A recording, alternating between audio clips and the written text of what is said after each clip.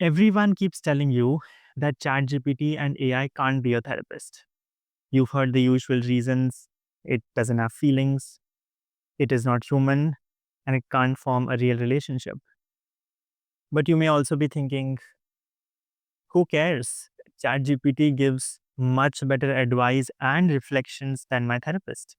No matter how many times you hear the reasons, they are just not convincing enough. In this video, I'm going to clarify for you exactly what people mean when they say ChatGPT can't be a therapist. My hope is that by the end, you will walk away with a different perspective on the very process of therapy. Hi, I'm George Felix, a clinical psychologist and a practicing therapist. And I make videos in which I simplify such complex psychological topics for you. Today, I want to share two reasons: one small reason and one big reason. Let's start with the small reason. While ChatGPT can hear your words and respond with text, it can't see you. And that's important. Even though therapy is called talk therapy, it is never just about the words. When you sit in a session, you are communicating through your body as much as your speech. While ChatGPT can understand your words and predict the next best response, it cannot really understand how you use the words, how loudly or softly you speak, how your voice cracks with different sentences, what you say and what you don't say, how much you move your body, how you look away, and how you look today. ChatGPT doesn't hear your silences or those moments when you don't even have words to describe what's going on with you. Instead, it is designed to fill silences with as many words as possible. You may think, George, I don't care about how I look or move or talk. How is this relevant? It is very relevant for me to see you. A common misunderstanding is that emotions are private, internal, and locked away inside your head. But one of the basic functions of emotions is to move energy in your body. Sadness reduces your physical energy. Anxiety increases your energy and makes you restless. Anger also increases your energy and makes your muscles tight and tensed to prepare you for fight.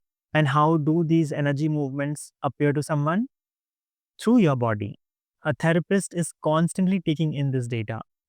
Your rhythm and cues give us clues as to what may be happening beneath the surface.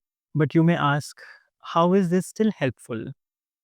If I have a problem, I should get a solution for it. And you're not wrong to ask for a solution. But this is what most people don't realize is that therapy is a treatment for problems of an emotional nature. While on the surface, the problems may seem practical: boosting productivity, relationship communication, quitting smoking, a therapist will always look at your problems from an emotional lens. Often, when people come to therapy, they don't know how emotional problems are keeping them stuck. They are either feeling emotions too intensely or constantly working very hard to avoid them. Your nonverbal signals give me clues as to what may be happening beneath your words, things you may not be aware of. This is especially important in those situations where you're saying something, but your body is showing something entirely different. For example, you may be saying that you're feeling very anxious that your relationship is about to end. But I notice that as you're saying it, you're smiling. That smile could mean 10 different things. It could mean that either you're unconsciously relieved that the relationship is ending, or that you're feeling embarrassed by sharing this with me. And each of those meanings could change the direction of therapy. You may think, okay, but in the future, AI will get smart enough to read body cues as well. And that brings us to the big reason. Therapy isn't just about your thoughts and feelings, it is also about your therapist's thoughts and feelings towards you in a session. This is something most people don't realize because social media has also framed therapy as just being about you. In training, therapists learn to pay very close attention to their own reactions towards you. Behind their nods and silences and a good therapist is mindful how they feel in response to you. You may be wondering, how does it matter what the therapist is feeling? I thought it was supposed to be about my feelings.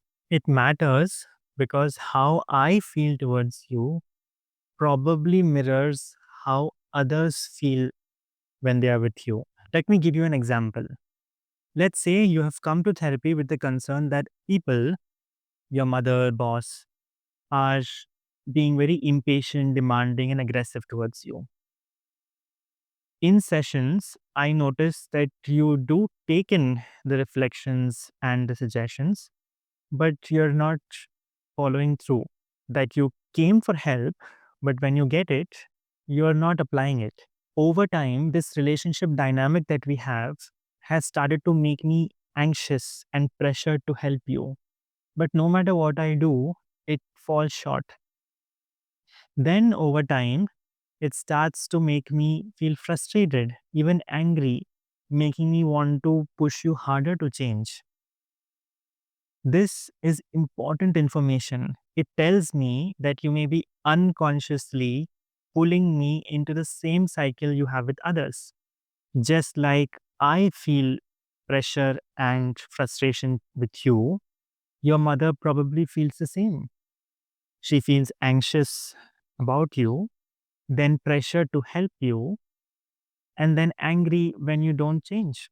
So she starts nagging, and then you withdraw, and then she starts nagging more, and then the cycle repeats. How you relate with me and make me feel gives me a theory. It makes me wonder whether your unconscious submissiveness and passivity encourages others around you to be more aggressive towards you, and vice versa. By noticing my feelings, I can help you see your role in your patterns, and not just your mother's or your boss's. Good therapy will both validate your struggles and confront you in ways in which you may be contributing to them. Now, compare this to ChatGPT. You could type in the same concern and it will give you good insights and suggestions, but it will never get frustrated with you. It would never feel pressured by you. And because of that, it can never reflect the patterns you unconsciously keep creating in your real relationships. When people say that AI isn't human and doesn't have feelings, it is not just a random reason, it is core. Because only in real relationships can you trigger others. Only in human relationships can you affect someone else who can then confront you about your patterns and give you a chance to change. Sadly, therapy today is often portrayed as a spa visit, very cozy, validating, always affirming. And since ChatGPT can provide validation for free, it's an easy replacement. But real therapy is more than validation. It is about uncovering blind spots, breaking patterns, and facing truths you may not want to see. And for that, you need another human being. I hope this video shifted your perspective on therapy even just a little. And hey, if you've been using ChatGPT and it's been helpful, it's okay. The key takeaway isn't that you choose therapy over ChatGPT, but it's that you know the difference and maybe even use both wisely. If you found this video meaningful, I invite you to check out this video where I tell you that one key thing you need to know about therapy. I'd love to stay connected. Please consider subscribing. Thank you. Please take good care of yourself, and I'll see you in the next one.